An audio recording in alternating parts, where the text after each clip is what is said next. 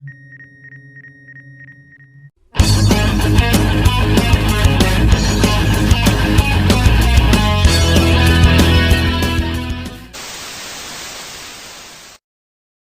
semua, selamat datang di cerita No Debat. Sebelum masuk ke video, saya ucapkan terima kasih buat kalian semua yang telah mensupport channel ini dengan cara apapun itu. Jika ada salah kata dan ejaan asing, mohon dimaklumi ya cuy. Di video kali ini, saya akan melanjutkan cerita sang penguasa neraka yang di part sebelumnya dengan aura neraka yang mencekam mulai mendekat dan sangat cepat melesatkan pukulan yang membuat Nona Tian kaget dan pasrah. Sang raja tidak melanjutkan serangannya, namun Nona Tian merasa dirinya mati rasa. Sekujur tubuhnya bergetar hebat. Raja Yan yang melihat musuhnya tak berdaya mulai menanyakan apakah dirinya ingin bergabung dengan partai Yan Duo. Hehehe, apa kau bercanda? Aku tunduk padamu. Dengan amarah yang menggebu-gebu, Nona Tian mengeluarkan energi full power yang membuatnya berubah ke bentuk asli yang cantik dan mempesona. Dengan ultimate, Frost Queen melepaskan serangan tapak es yang melesat telak mengenai Raja Yan, membuatnya merasa sudah menang karena berpikir belum pernah ada yang selamat dari serangan tersebut. Tapi itu hanya ekspektasinya saja. Pada realitinya, pakaian sang raja tergores saja tidak. Sang raja yang mengetahui wanita sulit ditaklukkan dengan kekerasan, maka harus membuatnya bersimpati. Lanjut mengatakan, memang sakit rasanya ditinggalkan oleh orang yang kita cintai. Nona Tian yang mendengar terkejut. Apa dia mengetahui masalahku dengan senior Huyazi? Aku mengerti perasaanmu, ucap sang raja, yang lanjut mengatakan, seumur hidup kenapa hanya memikirkan satu pohon dan meninggalkan seluruh hutan? Sudah saatnya kau move on. Setelah mendengar ucapan Raja Yan, Nona Tian terlihat pasrah karena memang sedari awal dia bukan tandingannya, dan mengatakan mau dibunuh atau diapakan pun sudah rela. Tetapi dia memiliki satu permintaan, untuk memberitahu siapa dia sebenarnya. Aku yang mengatur hidup dan mati Raja Neraka Yan Duo, Shu Fuchan. Di dunia ini, aku adalah dewa kalian. Dan sekarang, hidup kalian adalah milik raja. Dan menjelaskan bahwa kedatangannya bukan untuk membunuh, melainkan untuk mencari pusaka. Mengetahui keinginan sang raja, Nona Tian lanjut mengantarkannya ke gua tempat penyimpanan harta. Sesampainya di dalam, sistem mendeteksi, menemukan jurus level 2, puncak hati yang bebas, telapak Liu Yang, tangan Zeme, pelangi putih, dan Xiao Wuxiang. Menemukan Red Spider Lily dan batu hitam di dasar lubang. Raja Yan meminta sistem untuk mempelajari teknik Liu Yang, jurus Xiao Wuxian, dan segel hidup mati hingga ke tingkat tertinggi. Singkatnya, jurus tersebut telah berhasil dipelajari, yang membuat sang raja kekuatannya naik berkali-kali lipat, hingga memiliki 110 tahun tenaga dalam. Karena kerja si Kong sangat bagus, sang raja memberi hadiah satu buku jurus Xiao Wuxiang. Selanjutnya, dia pun masuk ke dalam lubang hitam, yang di dalamnya terlihat banyak sekali bunga Red Spider Lily, yang kemudian meminta sistem untuk memindahkan tumbuhan tersebut ke neraka.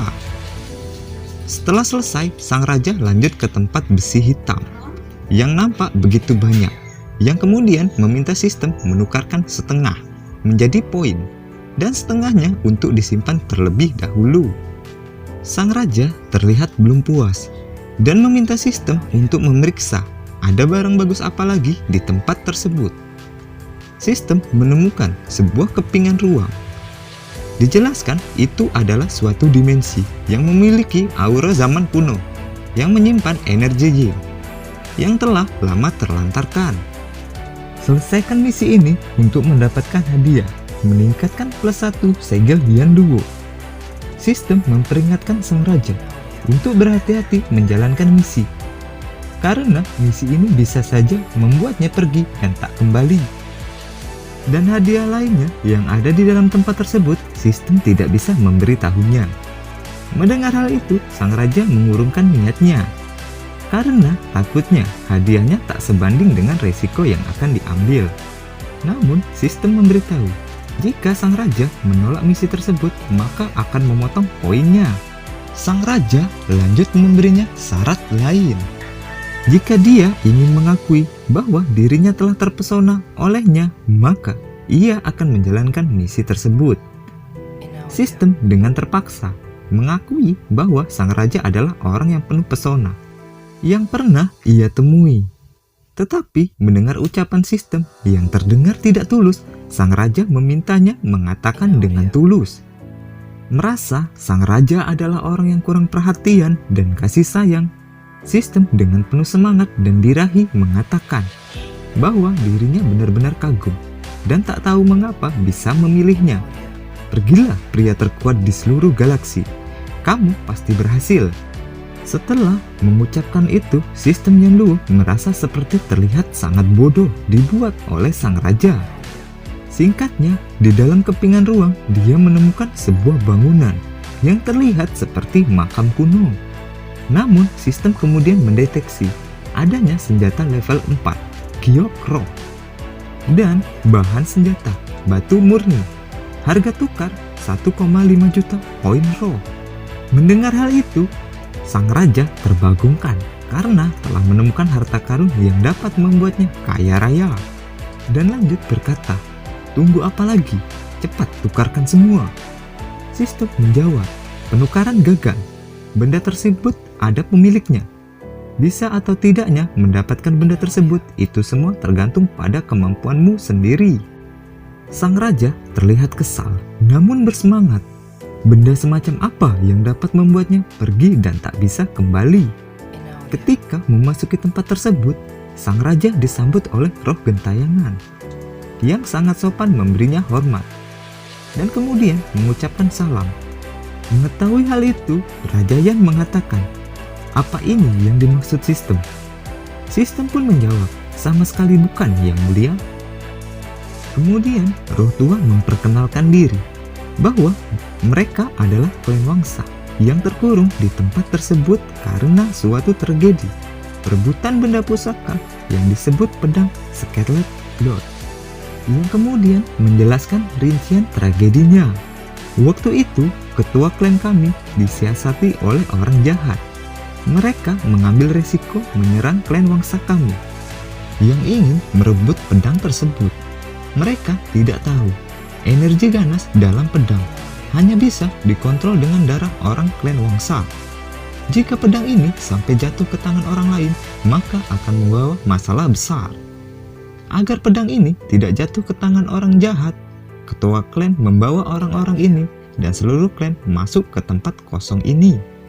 Sayangnya, ketua klan terbunuh dan semua orang terkurung di tempat itu. Pada intinya, roh tua tahu Raja Yan yang dapat datang ke tempat tersebut pasti bukan orang biasa dan meminta agar mereka semua dikeluarkan dari tempat tersebut. Melihat roh tua itu berlutut kepada sang raja, roh nona kecil memotong pembicaraan dan mengatakan kepada roh tua yang diketahui bernama Paman Chen agar dia berhenti memohon kepada orang yang tak mereka kenal. Yang lanjut menghujat Raja Yan seperti netizen plus 62.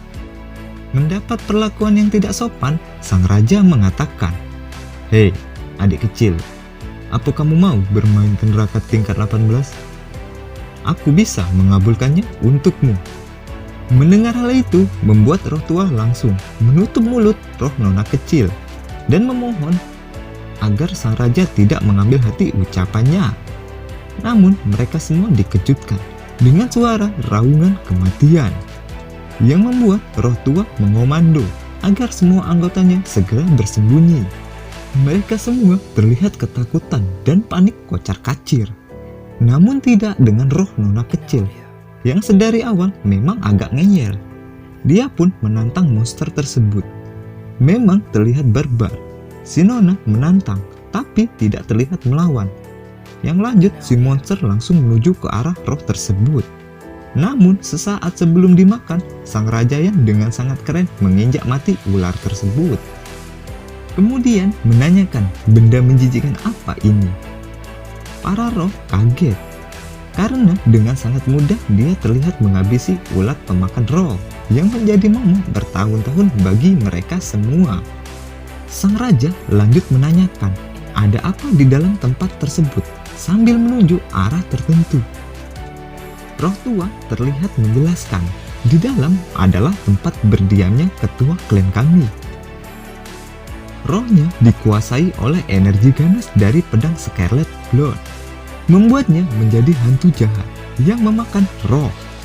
Tempat ini pun menjadi tempatnya berburu. Kami bukannya tidak ingin melawan, tapi kamu sama sekali bukan tandingannya, dan hanya akan menjadi makanannya. Dan lanjut mengatakan, telah bertemu master hebat seperti Tuan berarti adalah kesempatan bagi kami. Betul kata Nona, kami tidak boleh terus-terusan mengalah seperti ini. Biarkanlah kami berperang bersamamu. Si roh tua lanjut meminta maaf kepada si Nona dan mengatakan, saya telah membuat klan Wangsa malu. Para klan Wangsa dengarkan perintah, bersiap untuk perang. Sang Raja hanya berkata, lagi pula aku memang berniat begitu. Ada kalian membantu juga bukan hal buruk. Dan melanjutkan, jangan buru-buru, karena akan berperang bagaimanapun harus ada senjata yang pantas. Sang Raja meminta sistem untuk memberikan mereka semua senjata jarak jauh dengan daya tempur tinggi. Sistem kemudian mengkonfirmasi, ini bagaimana? Daya tempur tinggi, senjata jarak jauh dilengkapi peluru khusus. Ada tambahan daya tempur spesial. Sang Raja terkejut dan mengatakan, mantap. Kenapa kamu tidak bilang kalau ada senjata modern? Sistem lanjut menjelaskan, tiap senapan harganya 100 poin. Waktunya 2 jam, lengkap dengan peluru. Setiap tembakan memotong 10 poin. Sang Raja mendengar biaya yang akan ia keluarkan sedikit mengeluh. Namun demi 1 juta poin, apalah arti poin ini? Roh tua dan Nona bertanya, sebenarnya senjata macam apa itu? Karena selama masa hidupnya dia belum pernah melihatnya. Ya iyalah, beda zaman, mana bakal tahu. Yang kemudian sang Raja menjelaskan, senjata itu bernama AK-47, daya tempur tinggi. Cara pakai mudah, tinggal ditekan saja. Sekali menembak akan membuat target hancur. Selanjutnya adalah waktu kita berburu. Singkatnya, mereka telah masuk ke tempat terdalam dan terlihat tengkorak warna merah yang diketahui itu adalah pemimpin klan Wangsa terdahulu yang mati dan rohnya dikuasai oleh pedang Scarlet Blood. Sistem mendeteksi itu adalah tengkorak level bahaya tingkat 4. Roh tengkorak mengatakan bahwa mereka semua adalah pengkhianat klan dan melanjutkan bahwa tidak ada yang bisa mengambil pedang Scarlet Blood darinya. Sang Raja mengatakan, tidak ada yang bisa melawan kehendakku. Jika aku menginginkan sesuatu, semuanya adalah milikku. Yang lanjut memerintahkan untuk para roh bersiap menyerang. Roh tua sedikit mengenang masa lalu dan mengatakan jika dia bukan lagi pemimpin klan, karena telah banyak klan Wangsa yang telah ia bunuh dan menjadikannya makanan. Hari ini kami akan berperang demi roh klan Wangsa yang telah dibunuh, dan izinkan aku memusnahkan dirimu. Sang Raja berkata, keluarkan api kemarahan kalian. Roh merah kembali merendahkan dan mencibir, hanya mengandalkan kalian dan bocah ini. Maksudnya Raja Yanluo, kalian pikir bisa menang melawanku? Nanti jangan berlutut memohon ampun. Tidak, kalian tidak punya kesempatan memohon ampun. Yang kemudian lanjut berubah ke wujud yang agak keren, yang terlihat langsung mengeluarkan serangan dengan pedang Scarlet Blood di tangannya, yang berbentuk seperti bola api, mirip kepalanya sendiri yang mengarah kepada Raja Yan. Sang Raja memberi komando untuk menembak. AK-47 mulai memberondong serangan Roh Merah yang terlihat mendominasi pertempuran. Roh Merah sedikit berdegup melihat serangan dapat dihalang. Sedangkan Roh Tua Biru terlihat tambah bersemangat, yang meminta para anggota klan menyerang mantan pemimpin mereka. Sang raja terlihat sedikit cemas karena mereka terlalu boros mengeluarkan tembakan. Serangan mereka melesat mengarah ke sang mantan pemimpin klan. Namun serangan tersebut dapat dengan mudah dipatahkan dan lanjut memberikan serangan balasan yang membuat semua anggota klan musnah beserta AK-47-nya. Yang hanya menyisakan dua roh tua dan roh si nona kecil. Roh tua yang melihat itu hanya terdiam membatu. Roh pemimpin klan berkata, "Maaf telah memadamkan api semangat kalian." Namun Raja Yan langsung berada di dekatnya dan membisikkan, "Kau telah merusak senjataku. Bagaimana kamu akan membayarnya?" "Cari mati," ucapnya sembari menebasnya dengan kecepatan tinggi. Si Roh Merah terlihat kebingungan karena serangan cepat dengan jarak dekat dapat dihindari. Kemudian sang raja mengejeknya. "Apa itu serangan tercepatmu?" Dengan sangat emosi, dia mendekati Raja Yan dan mengatakan, "Aku sudah berlatih ratusan tahun. Tidak mungkin ada yang bisa menandingi kecepatanku." Sambil menghunuskan pedang tepat ke sang raja. Sang raja dengan santai mengoplok si Roh Merah yang membuat dia terhempaskan. Yang kemudian Roh Merah mengeluarkan ultimate yang bernama Taju Kage Bunshin no Jutsu, menciptakan 1000 bayangan yang bersiap menyerang sang raja. Sang raja hanya terlihat santai dan mengeluarkan senapan mesin bernama M134 buatan Amerika Serikat, memberondong roh sampai yang hanya menyisakan pedang Scarlet Blood. Dan sampai di sini dulu cerita kali ini. Salam cerita no debat.